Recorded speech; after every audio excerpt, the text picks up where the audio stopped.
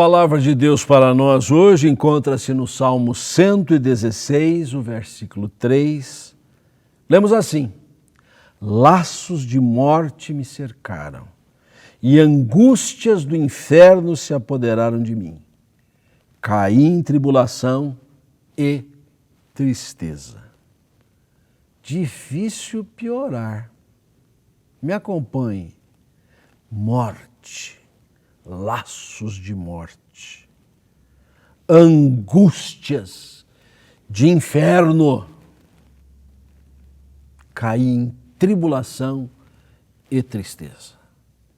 Estas 5 expressões se somam para mostrar um cenário absurdo, uma realidade afrontosa e que eventualmente não apenas recaiu sobre o salmista, mas pode recair sobre qualquer um de nós, em maior ou menor grau.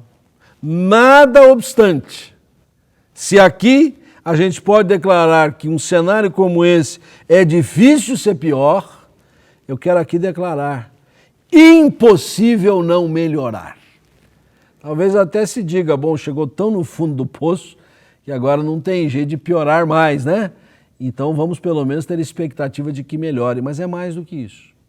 E sob esta expressão impossível não melhorar, eu quero fazer aqui afirmações que estão ao redor deste versículo 3 de Salmo 116, como por exemplo no versículo 2, quando o salmista diz assim: porque inclinou para mim os seus ouvidos, em meio aos laços de morte, angústias de inferno, tribulação e tristeza, há um Deus que se inclina para conosco.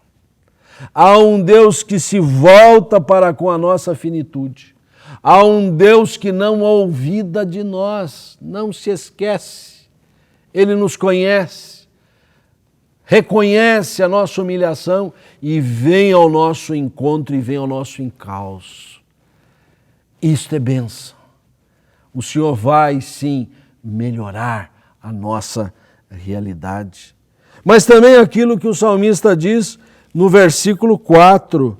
Invoquei o nome do Senhor, dizendo assim: ó Senhor, livra-me a alma. Livra a alma. Liberdade é um dado essencial. Aliás, nós precisamos lutar sempre, porfiar por liberdade. Há muitas coisas que estão sendo, de certa forma, ceifadas de nós e que nós precisamos cuidar para não sermos colhidos inteiramente no que tange a liberdade.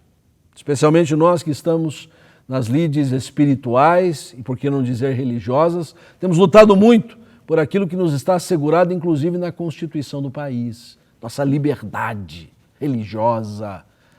Mas sabe, esse texto fala de uma coisa muito mais profunda, porque ele não fala apenas de liberdade constitucional, liberdade de ir e vir, liberdade de trabalhar, liberdade de ter vida, ele fala de ter a alma liberta. Porque muitas pessoas podem desfrutar de todos esses aspectos aqui elencados acerca da liberdade, mas estão com as suas almas agrilhoadas, estão com seus corações completamente aferrados a algemas. Então é mistério que nós reconheçamos um Deus que livra a alma.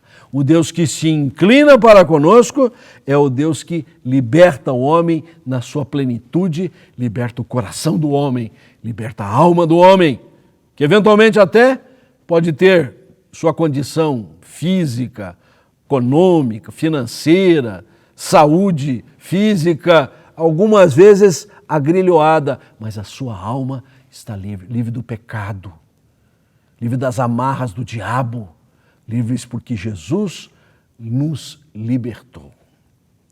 E agora, voltando para o versículo 2, quando o salmista diz na segunda parte do versículo: invocá-lo-ei enquanto eu viver, então invocarei o nome do Senhor, como diz o começo do versículo 4.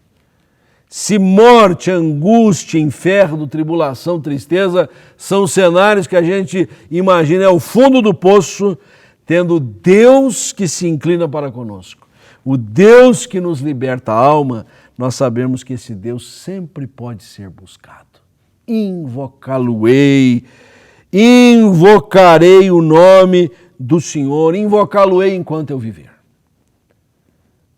Mesmo que estejamos tão distanciados do Senhor, Ele ainda ouve a nossa voz.